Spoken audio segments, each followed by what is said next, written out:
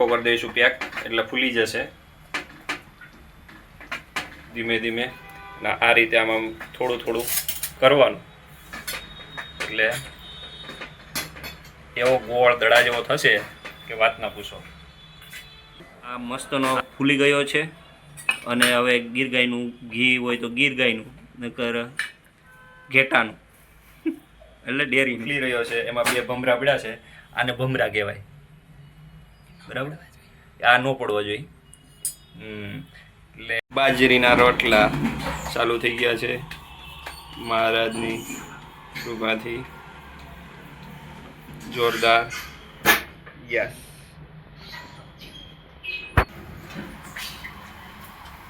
આ તાવડીમાં નાખી દીધો છે અને બીજું હવે એનો લોટ તૈયાર થઈ રહ્યો છે, બરાબર. નાનો થશે, 2 રોટલા જ કરવાના છે માટે. શિયાળો આવી ગયો છે ને, બાજરીના રોટલા હો, 1 નંબર. ભરેલ બટેકા અને શક્કરિયાનું શાક છે. બટેકી છે, બટેકી, બરાબર. મહારાજનું માટે થાળ તૈયાર થઈ રહ્યો છે. હવે આપણે આને ઉથલાવશું એકદમ ફર્સ્ટ ક્લાસ રીતે, હળવે હળવે. સ્વામિનારાયણ, સ્વામિનારાયણ. યસ. આમાં ભમરો નથી પડ્યો એટલે રોટલો મસ્ત થશે મહારાજની કૃપાથી. હવે અહીંયા પાણી નખા રહ્યા છે, એનાથી પાણીથી મહળાય છે. અમે કોઈ કચ્છમાં 13 પાણીના બનાવે, કાઠિયાવાડમાં 8 પાણીના બનાવે. અમે અત્યારે 3 પાણીના બનાવીએ છીએ. 3 વખત પાણી આમાં નાખવાનું આવે અને પછી મહળવાનું હોય છે. આ રીતે જેટલો મસળે, જો આ પાછું લીધું પાણી, બરાબર. આનો આ રીતે મહળવાનો કહળવાનો, એનાથી મીઠો થશે. બાજરી મીઠી હોવી જરૂરી છે. સ્વામિનારાયણ, સ્વામિનારાયણ. મનમાં એ જ ધારણા રાખવાની કે ભગવાન માટે થાળ કરી રહ્યા છે. હવે આ રીતે હવે આને ઉથલાવવાનો છે ફરી. કન્ટિન્યુ વિડીયો છે. જો હવે ફેરવી દીધો છે. હવે થોડીક વારમાં આખો ઉથલાઈ દઈશું. એક બાજુ થોડું કાચા જેવું હતું, આ બાજુ રોટલો ટીપાઈ રહ્યો છે, એટલે ધડાધડ ધડાધડ જો અવાજ તમે સાંભળી શકો.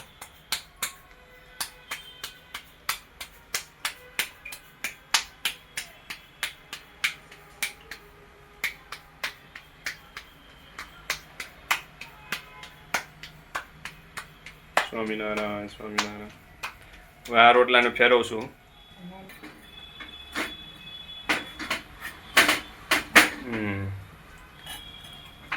સરખો કરી દઈશું પેક, એટલે ફૂલી જશે ધીમે ધીમે. અને આ રીતે આમાં થોડું થોડું કરવાનું, એટલે એવો ગોળ દડા જેવો થશે કે વાત ના પૂછો. આ મહારાજનો થાળ તૈયાર થઈ ગયો છે. બાજરીનો રોટલો, પાપડ, દૂધ ગાયનું, અને આ છે સબ્જી બટેકાની ભરેલી, અને આ છે હળદર, બરાબર. હવે મહારાજને ધરીને પ્રસાદ લઈ લેવાનો આપણે મહારાજનો.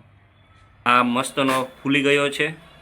અને હવે ગીર ગાયનું ઘી હોય તો ગીર ગાયનું, નકર ઘેટાનું એટલે ડેરીનું. આમાં જો ભમરો પડવાની તૈયારી થઈ ગઈ છે. હવે આ મસ્તનો એકદમ રોટલો થઈ ગયો છે.